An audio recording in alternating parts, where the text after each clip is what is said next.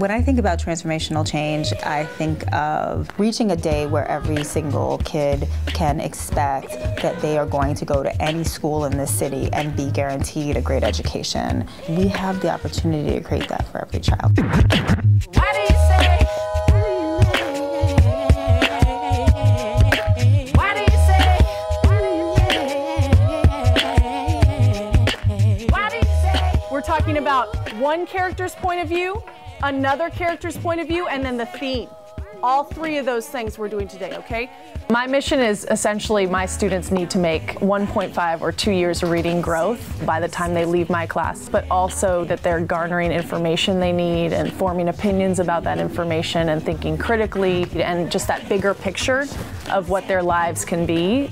My students have a lot of different challenges, and it's important to recognize and be sensitive to those, but that's not what they're limited to. That doesn't define who they are or who they will become.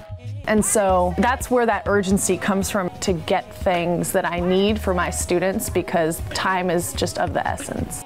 Nady is my manager of teacher leadership development, and my first year observed every week and would come in, and I could ask her any questions I had, and she would immediately throw out ideas or resources for me. I found the more that my kids got to share what they wrote with each other, the more invested they were in it. As an MTLD, I am in charge of a cohort of first and second year teachers, and my charge and my vision is that every one of my teachers will become transformational, having this huge significant impact on their students, and it is up to me to help unleash that leadership, that fire, that potential in each one of my teachers. Jose, build on Francisco's thought.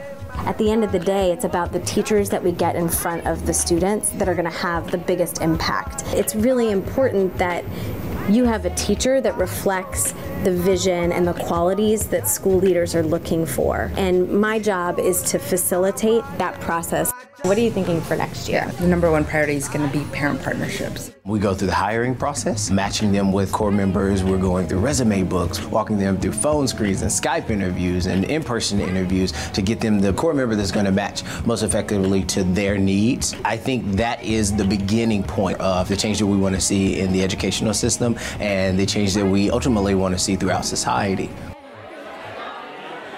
When we hold an event, we bring together business leaders, potential supporters, teachers, principals, school board members, to talk about our work in a specific community and how we want to get from here to there. We really see ourselves as stewards of this movement who can connect the transformational work of our teachers, changing the life paths of kids in classrooms, with the broader community. It's about compelling that individual to feel a personal stake in being a part of this effort.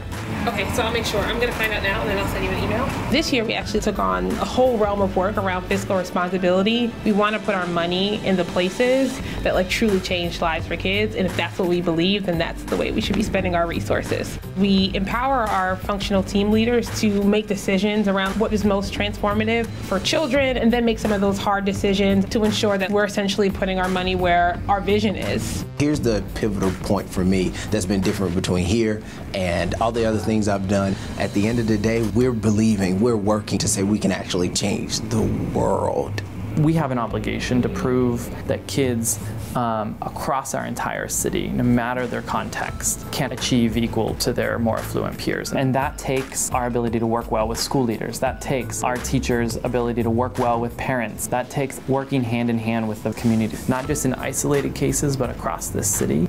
New Orleans is the fastest gap-closing urban education system in the country.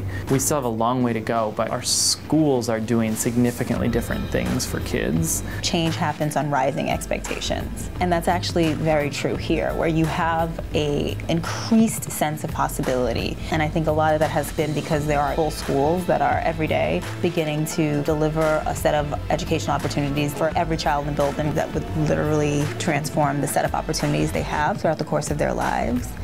Transformational change is not only about the opportunities which our children deserve in their school buildings, but rather the empowerment of their communities to really drive change as they see fit.